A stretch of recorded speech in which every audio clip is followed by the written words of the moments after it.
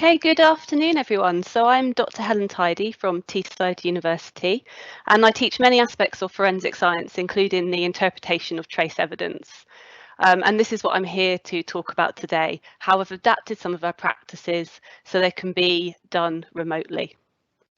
So just to give you a little bit of background, traditionally we taught forensic interpretation by various practicals, such as, for example, breaking a window and looking at the distribution of glass to look at how glass backward fragmentates.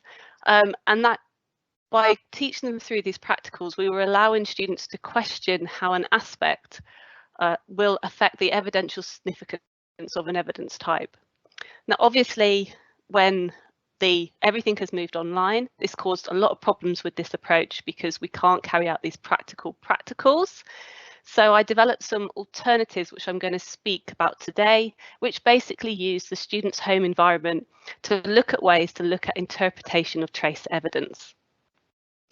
So I'm firstly going to speak about how I undertook this challenge with a group of second year forensic science undergraduate students.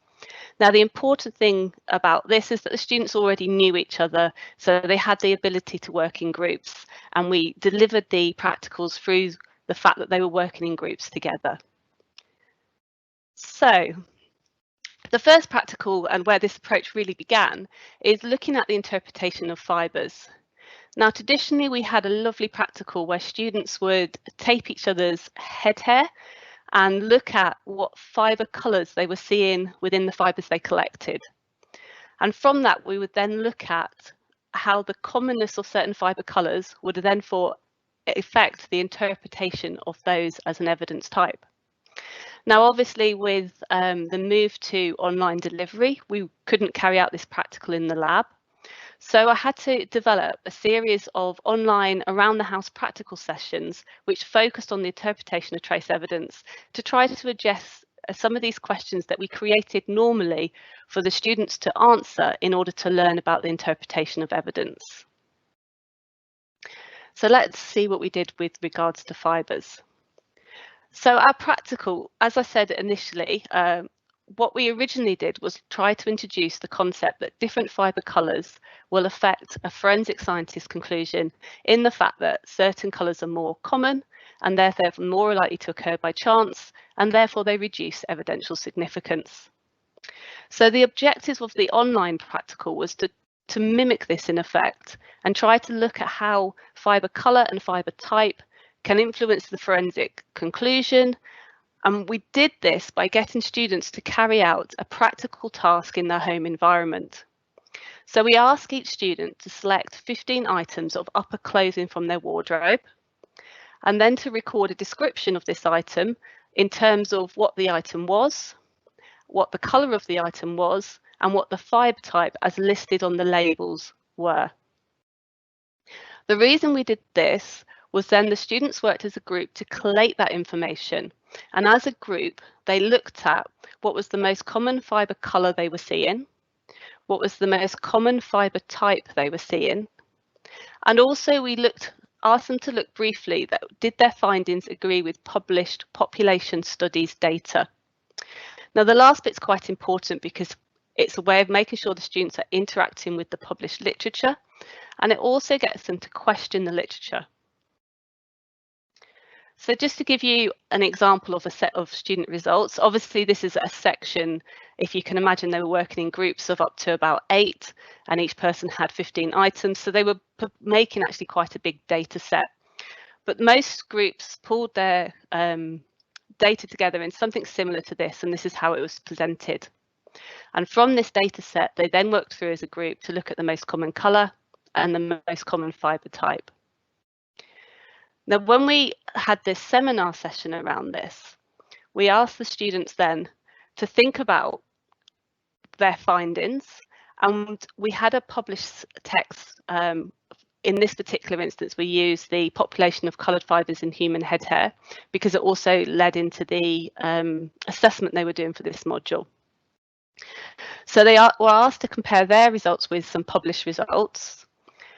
And then in the seminar, it allowed for a discussion around what they were commonly seeing, So, for example, most groups observed that blue and black were most common fibre colour they were seeing, and cotton was the most common fibre type, although we did have one group that seemed to have a high number of yellow fibres, which was slightly unusual.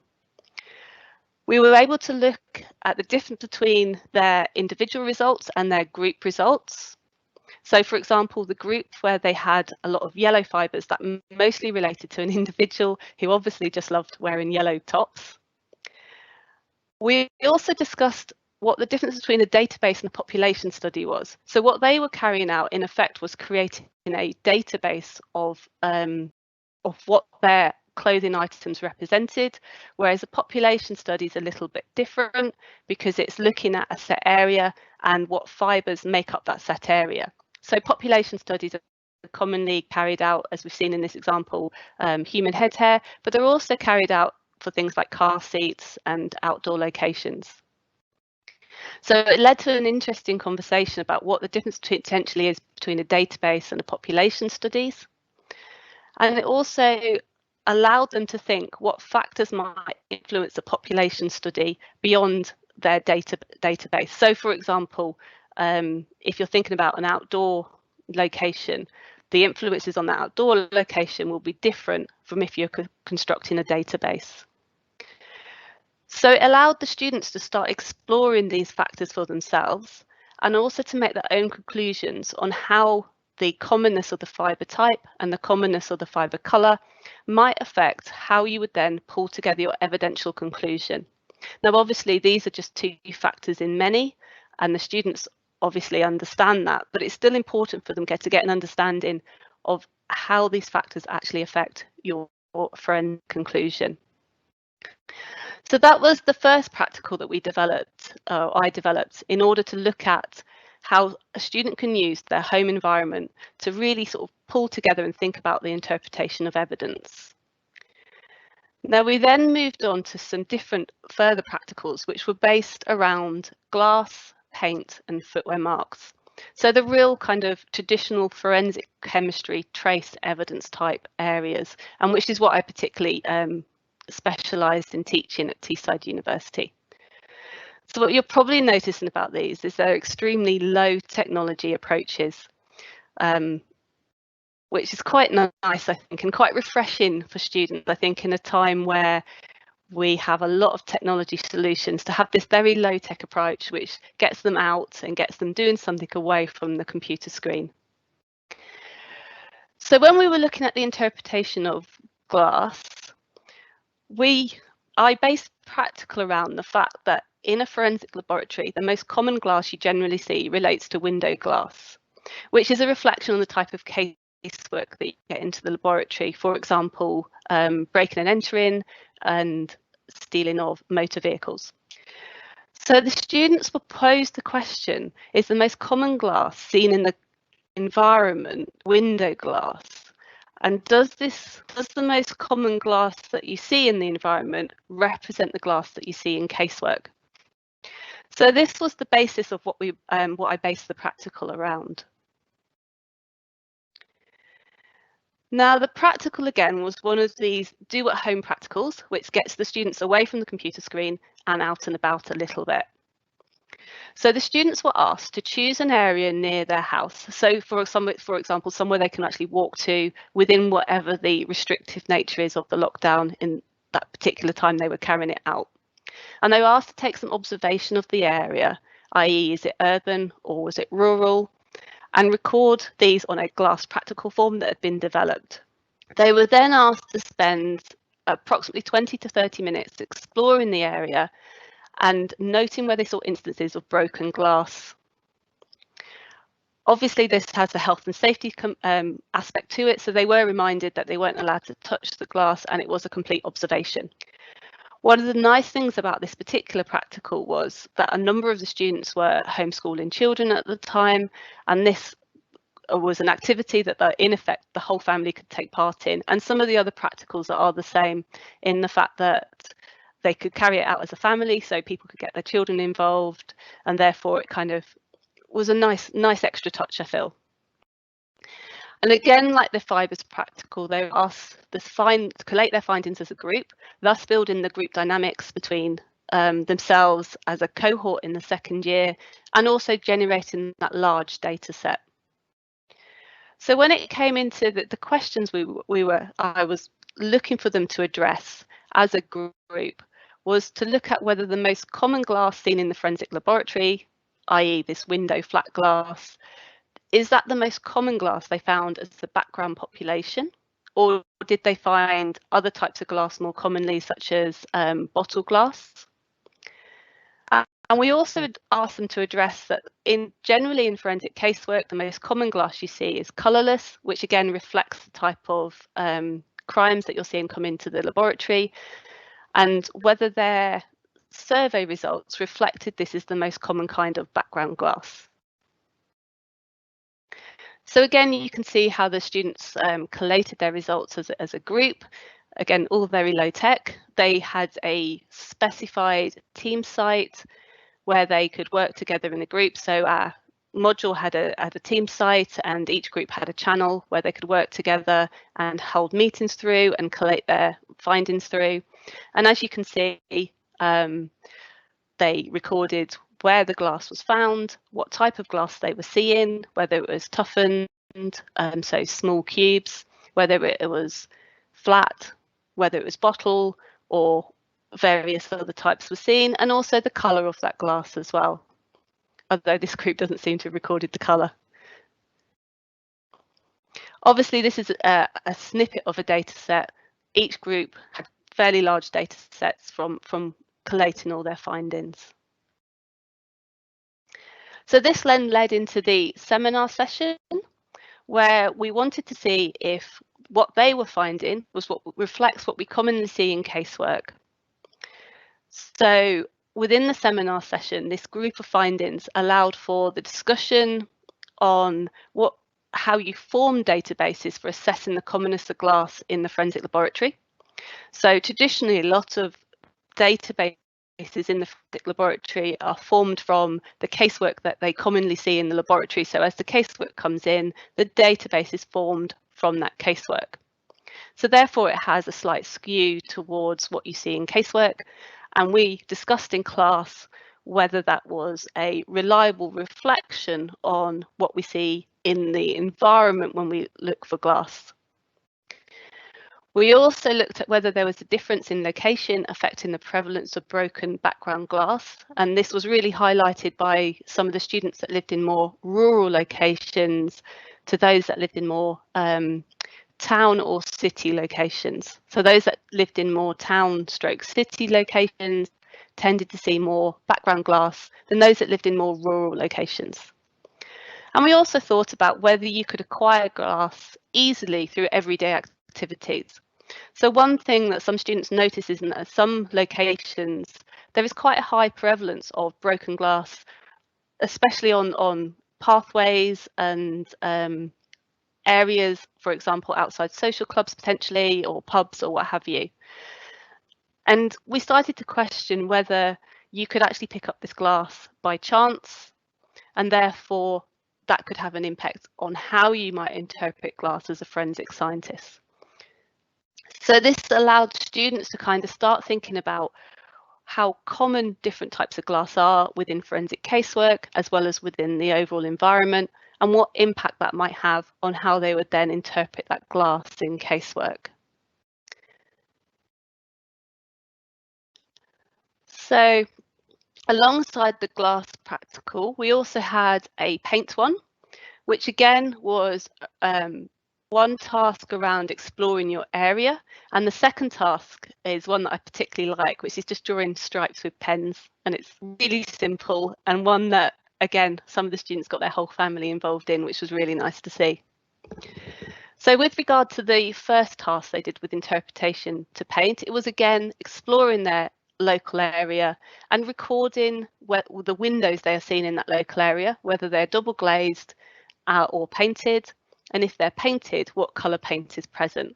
So in effect, we're looking at what common paint colours you're seeing in the everyday environment. And again, as with the glass practical, they were reminded not to touch anything to ensure the health and safety of the students.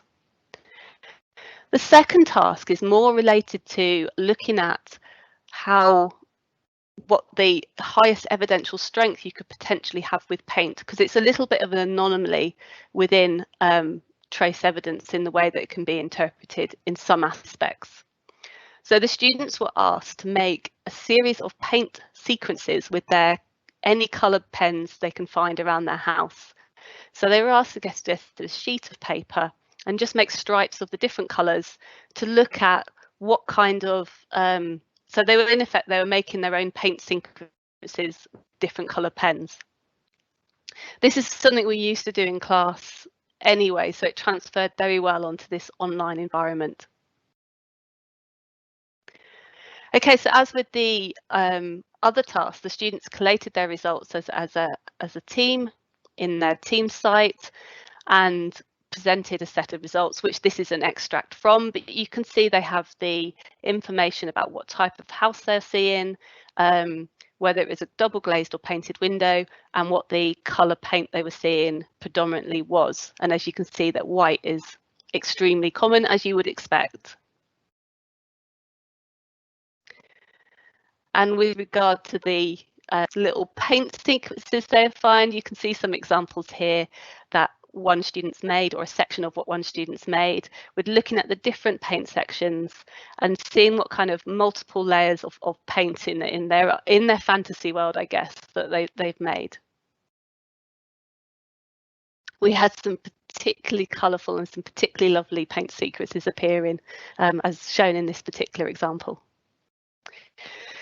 So alongside this, we did select a paper, which I would highly recommend as one of the most accessible papers on paint for teaching paint as a forensic evidence type. It's by Moore and al, and it's a survey of paint flakes on the clothing of persons suspected of involvement in crime. It's very nicely sectioned. It takes you through what's the most common colour, what's the most common amount, and it's really nice and accessible for students, so I'd highly recommend it in the teaching of the interpretation of paint. So these tasks, task 1 allowed for the common colour to be discussed. Discuss that in terms of the paper as well. So did our class findings agree with what was found in the paper? And in this instance, yes, it did. We predominantly saw white as the most common colour paint, and that's also the most common colour paint colour they see in the paper. One of the most interesting bits of this, I think, was a slight international dimension. We had a student that was based in India, and the most common colour painted windows they were seeing there were brown and black, whereas in the rest of the students were all UK based, and it was very much predominantly white. So there was an interesting discussion point there as well about where your survey or what your data comes from. Is it able to be an international data set, or is there restrictions on where you can use or how you can use that data? We also had a bit of a class discussion on paint. Is it still a valid evidence type, with the predominantly, well, a lot of paint cases are obviously from breaking and entering, although obviously hit and runs and vehicle crime have a potentially high amount of paint aspect as well. So we had a conversation with the rise in double glazing within the UK. Is paint still as valid as an evidence type as it ever was? And that allowed the students to kind of start thinking about how evidence types potentially can change over time, and the significance of your findings might alter over time as we move on and fashions and tastes change. The task 2, which related to those lovely little paint colour things they did, we were looking at that from if paint could be considered conclusive evidence. Now, there is a belief that if you have a unique colour and layer sequence, then paint can potentially be conclusive evidence. So by creating these layer sequences, we were looking for the students to see if anyone created the same layer sequence by chance, and if not, does that mean that some of those layer sequences could be potentially conclusive. And that led to a really interesting discussion. As you saw from the example, we had some really outlandish layer sequences. So as a class, they decided that yes, potentially it could be conclusive evidence because of the uniqueness or the unique nature of those colours, the thicknesses of the layer sequence and the number of layers. So the examples I've talked about so far have all been in relation to a group of second-year students who previously have met and know each other, and so therefore are quite comfortable working in groups together. The example relating to footwear marks relates to a group of first-year students. These students have they started during a time when they didn't get to meet fellow students on their courses, and therefore the ability for them to work effectively in groups is somewhat stilted. So with regard to these type of practicals, I decided that it was best to move away from a group aspect and think of another way to collate these results, to build these data sets where they can start thinking about the interpretation. So what I did with the footwear marks was I asked students to examine 4 pairs of their own shoes, and we built activities around them recording areas of wear and damage features. So one of my colleagues had previously used this for working with our second years, and we adapted it ready to be used with the first years. Now, the students, rather than looking at their results in teams, they were asked to record their findings via a Microsoft Forms survey. And that allowed me to collate all the data together in one place to then be able to use in the seminar. So because we use Microsoft Forms, it also means that some lovely graphs and pie charts were automatically collated when the students inputted their data, which made it much more easier for me to then form into teaching material. So let's have a quick look at some of their data. So for example, they were asked to look at what was the most common area of wear. So we could think about whether a common area of wear would lower the evidential significance. And you can see that the students as a group found that the ball of the foot was the area of wear, or the area on their items of footwear that had the most wear, closely followed by the outer aspect of the heel. The students were asked to make some typed in freehand observations on how the wear or the level of wear has affected the pattern on their items of footwear, and some excellent recording was actually done by the first years. I was very impressed. And in general, they found that the pattern deteriorated due to wear in some places on their items of footwear. And in some instances, the pattern had changed or worn away due to wear, which obviously then leaves some issues at times with actually identifying what that pattern is if you have that pattern left on an item on a scene mark.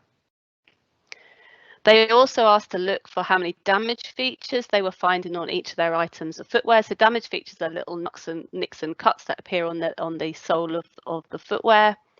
And they were asked to record how many they found on their left and on their right of an item of footwear. And they also, the last thing that I'm going to quickly show you, they also were asked to record whether they found a damage feature in the same location on both their items of footwear, so on the left and on the right. And this result surprised me a little because we always assume that damage is potentially unique and therefore you wouldn't find anything that looks similar in a similar place on 2 items of footwear potentially. So this allowed us in the seminar session to talk about how common areas of wear and whether how that alters evidential strength. So for example, the students were talking to me in the chat and had a strong feeling that if you had a common area of wear, then this potentially lowers the evidential significance of the wear than if it's a more unusual wear that you don't commonly see. We talked about whether there are more common areas that damage occurred, and again, this sort of almost tied into the areas that you were seeing more wear on, because they have a higher instance of coming in contact with those areas are more likely to come into contact with the ground, and therefore more likely to come in contact and be more damaged. And then also had a thought about whether damaged features can potentially be conclusive. And within that, we brought in the fact that some of them were seeing similar damaged features on both their items of footwear. But obviously, potentially you can have a unique damage feature, and in combination with the pattern size and wear, it can potentially be conclusive evidence.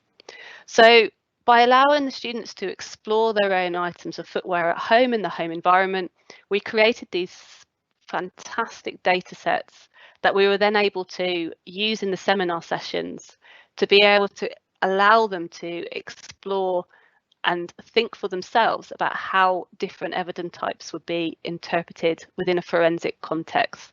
And I think it worked particularly well, and everything was very accessible, which I think was nice. And it was quite a nice break, I think some felt, from having such a technology focused online experience. It was nice to break away and do something a little bit more hands-on around the house. So that's it. So thank you very much for listening.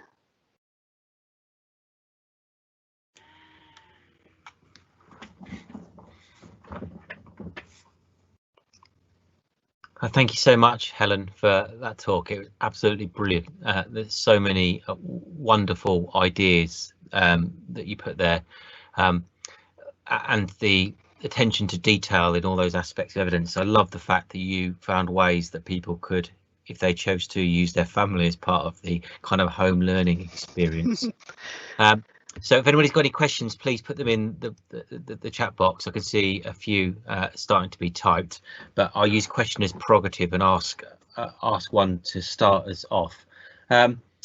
So all these databases you've created, I just wonder if you've got any plans on how you may use them with other groups of students, projects perhaps, or if you think about using them in your own research activity. That's a good question. I think it's something that could be, because obviously this year, I think when we were doing it this year, I suspect that it's quite new to the students, and obviously it's the first time I've kind of run these type of practicals. So I think it's something that could be developed to build data sets up for next year.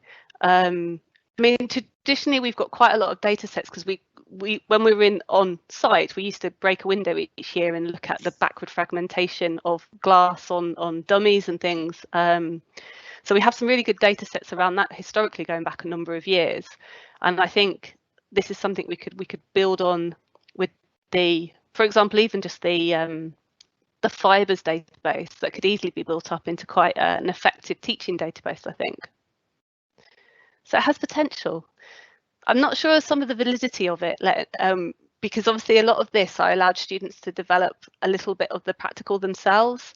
So there was a little bit of freestyling by some of the groups in how they approach things. So I think it probably needs a little bit more rigid adherence for it to be reliable data, but it was reliable enough to be able to discuss with the students the trends and how it affects the interpretation. Thank you, Helen. Yeah, I understand your answer. That the example of the student with the yellow hair is a good example about how data sources become conflicted. Well, I've got another question, if I may. I was struck by the very small example you gave about the student who was from India and how the glass types are very different over there. So my broader question is, from all the things you've done here, what kind of things do you think you will be doing when you can go back and teach on campus, hopefully from September? You know, what aspects of the great examples you've given do you think you'll still employ with your students going forward? Do you know, I think actually this experience has actually taught me that I think a lot of these are very valid as activities for the students to do anyway, to bring actually the results on site. So the example with the footwear using the microns to collate the data, I think almost a pre-lesson activity would be for people to fill in a Microsoft form survey on, for example, their skin of their tops, what colour are they seeing, So you could just have top one, tick, selection of colours and tick which one is yours, so that when you actually come to the lesson, I've got this great data set of material that we can use within the lectures and the seminars that's relevant to that particular bunch of students, so they have ownership of it, and therefore, because they have ownership and they're invested, hopefully it'll make a better teaching experience for them. So I think there's a lot of aspects of this that I will incorporate into my teaching going forward. Thank you. I've just got a question come through. Is it about group dynamics? So this has been a question that's come up on other talks we've had through this network work.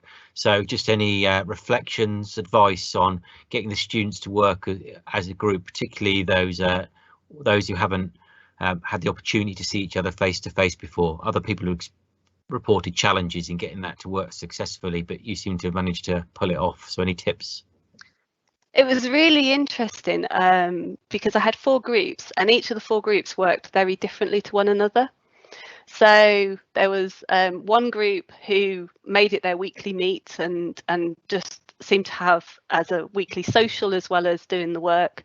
And they were posting pictures of themselves at Halloween to each other and all this kind of stuff. So they just really gelled as a group, and I think they actually found it quite a good experience in this time. Another one of the groups worked well together. They met each week and collated their data. Now, the other 2 groups, they did have meetings, but they also collated their data by someone would put the form up on the team site, and they would all fill it in around. Obviously, some of them were working, some of them were homeschooling, some of them had other responsibilities. So they collated their data, not necessarily by meeting each other each week, but by adding onto a form and collating the data, which they then, when that was complete, they collated the data and submitted it through that method. And they would have either a quick meeting to discuss the discussion points, or they would even do it in the chat. So some of their chats lasted like a couple of days when people could take part and what have you. So although they all worked well together as groups, the way the groups worked was very, very different from group to group. Thank you. Just a final question, if I may, from Hannah. So I'll just read it out in case you can't see it. Regularly in the lab, do you have the students touch the glass? ? If so, how did the no touching rule affect the at-home practical? Okay, so Hannah, when we do the breaking the window practical in the laboratory, obviously the glass that gets backward fragmentated it's really tiny pieces, so they're microscopic in effect. So it doesn't matter so much about them as a danger there, but the glass they were counting, because they had to see it visually with their eyes, were much bigger and much more jagged potentially parts, hence the fact that there was the no touching aspect of that part. When we work in the laboratory, once the window's been broken, I come in and secure that area and remove all the glass from the frame before the students come into that area, so they don't ever come into contact with the big potentially dangerous pieces of glass. They only come into contact with the microscopic pieces of glass. Thank you very much. Thank you again, Helen. It's a really, really excellent talk. Loads of fantastic ideas. So thank you for sharing those with us.